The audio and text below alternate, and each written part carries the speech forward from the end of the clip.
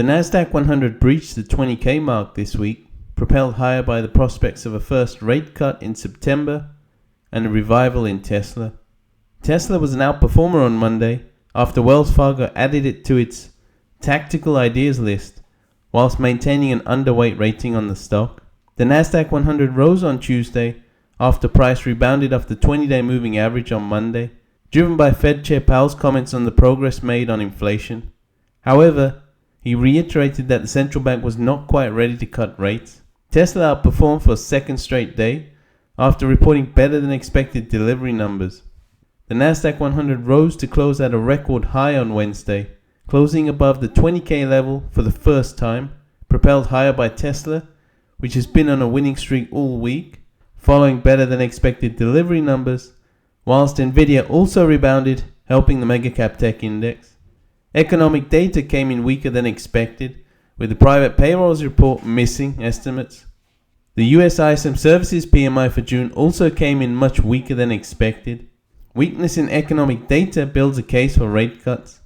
Today markets reopened following the public holiday yesterday in the US, with the Nasdaq 100 touching another intraday record, and is set to close near the highs of the week, after the monthly jobs report showed the unemployment rate ticked up to 4.1%, when analysts had expected it to remain at 4%, which prompted expectations that the uptick in the unemployment rate would spur on the Fed to cut rates.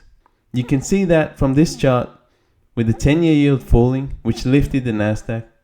That follows Powell's comments on Tuesday where he talked about progress being made on inflation. The possibility of a first rate cut in September is driving the Nasdaq 100 this week.